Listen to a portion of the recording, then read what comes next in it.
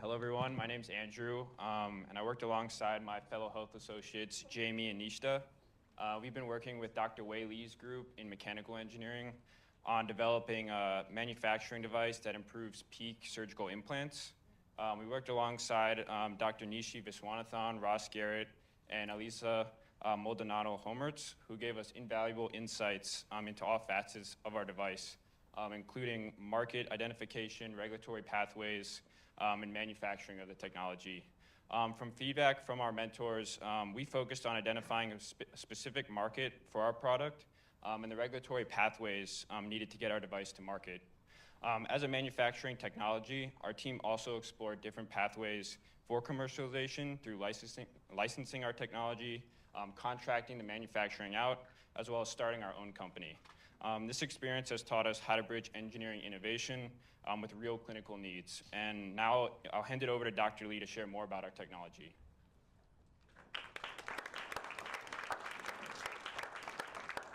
Thank you, Andrew. Good afternoon, everyone. I'm Wei Li. I'm a faculty member of mechanical engineering here at UT. So I'm presenting a manufacturing technology, biomimetic bone implants using PEEK.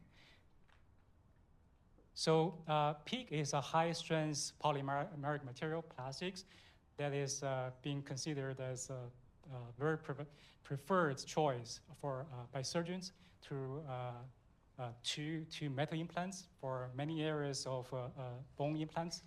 So the global market for PEEK implant is experiencing significant increase.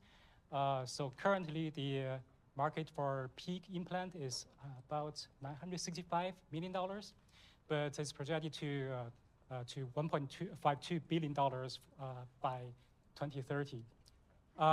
So the problem for PEEK is because of the chemical inertness of PEEK and also the smooth surface of solid. So it will have a limitation on osseointegration and prevent the cell to attach to the implants very well. That results in limited long-term fixation and sometimes implant failure. So there is technology developed on the market trying to make the surface rougher so that you have little porous structure on the surface to improve osseointegration. But the current technology is only generating 2 layers, very thin layers of surface roughness, which is not sufficient for bone ingrowth. So our solution is a biomimetic porous PEEK. We are developing a hybrid manufacturing technology using immiscible polymer blending and 3D printing.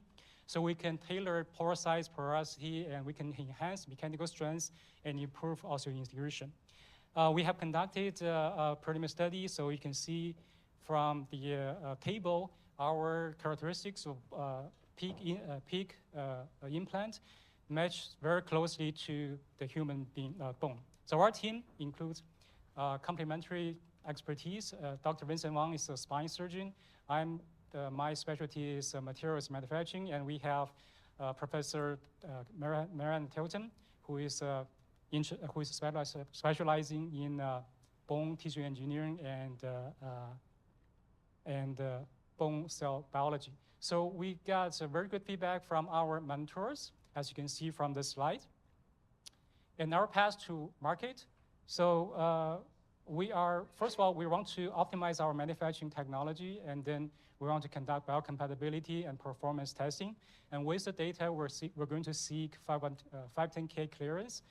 We have conducted a preliminary search. We are confident that our implant is going to be 510K cleared, so we don't have to conduct clinical study. Our initial market target is going to be spine surgery based on our surgeons' expertise, and our commercialization options, we have 3 we're considering. Thank you so much. I'd be happy to take any questions.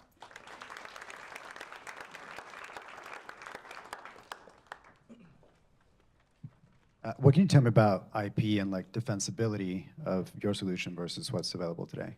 So we have filed IP application. It's going to be a worldwide patent. Is in process now.